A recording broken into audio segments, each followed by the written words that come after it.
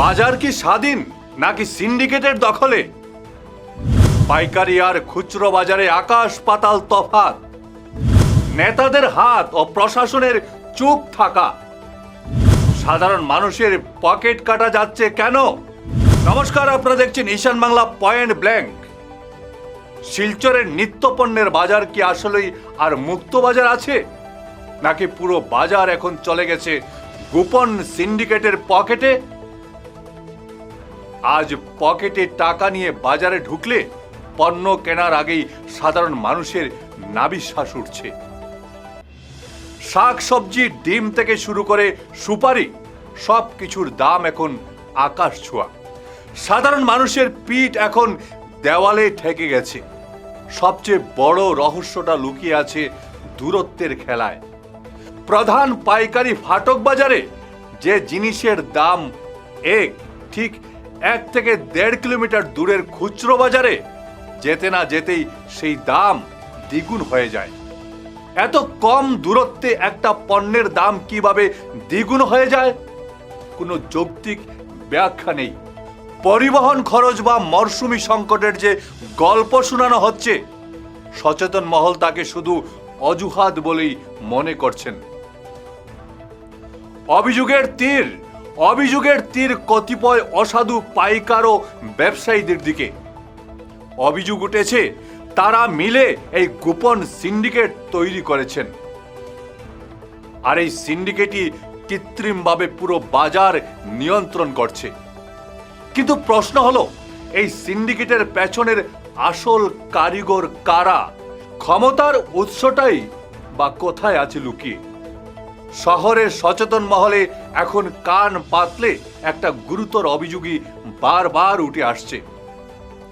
অভিযোগ উঠেছে এই সিন্ডিকেটের আড়ালে থাকা কতিপয় বড় পাইকারি ব্যবসায়ী আসলে শাসক দলের অত্যন্ত ঘনিষ্ঠ।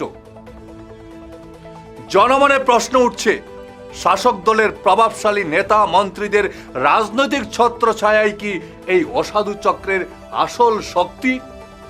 ক্ষমতার এই অদৃশ্য আশীর্বাদ মাথায় আছে বলেই কি এরা এতটা বেপরোয়া হয়ে ওঠার সাহস পাচ্ছে? নইলে প্রশাসনের নাকের ডগায় বসে দিনের পর দিন এভাবে আম জনতার পকেট কাটার সাহস তারা পায় কিভাবে? এই রাজনৈতিক ও প্রশাসনিক যুগ সাজসের নেপথ্যে কারা রয়েছে তা নিয়ে এখন উচ্চ পর্যায়ের তদন্তের জোরালো দাবি উঠছে। খুচরো বিক্রেতাদের একাংশের দাবি, পাইকারি বাজার থেকেই তাদের চড়া দামে জিনিস কিনতে হচ্ছে। তাই যদি হয়, তবে পাইকারি বাজারের এই একচেটিয়া কারবার রুখতে প্রশাসনের তরফ থেকে বড় কোনো অভিযান কেন দেখা যাচ্ছে না? নিয়ম অনুযায়ী প্রতিটি দোকানে মূল্য তালিকা থাকার কথা রয়েছে, কিন্তু শহরের অধিকাংশ বাজারেই সেই নিয়ম মানা হচ্ছে না। অবশ্য প্রশাসনের দাবি, বাজারগুলোতে তাদের নজরদারি জারি রয়েছে, কিন্তু সাধারণ ক্রেতাদের বাস্তব অভিজ্ঞতা সম্পূর্ণ উল্টো কথা বলছে। প্রশাসনের এই নজরদারি কি তবে কাগজ কলমেই সীমাবদ্ধ?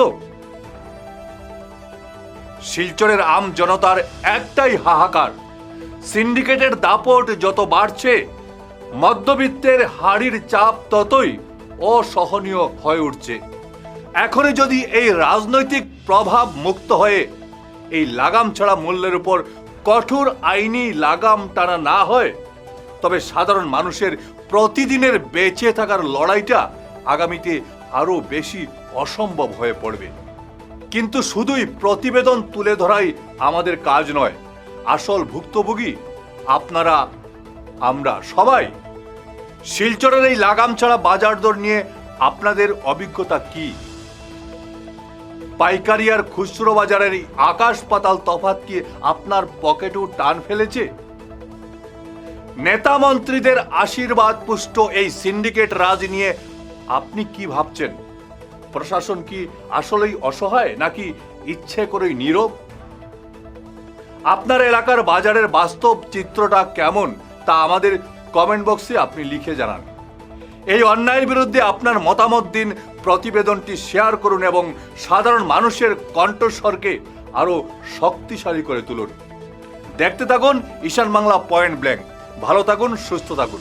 ধন্যবাদ।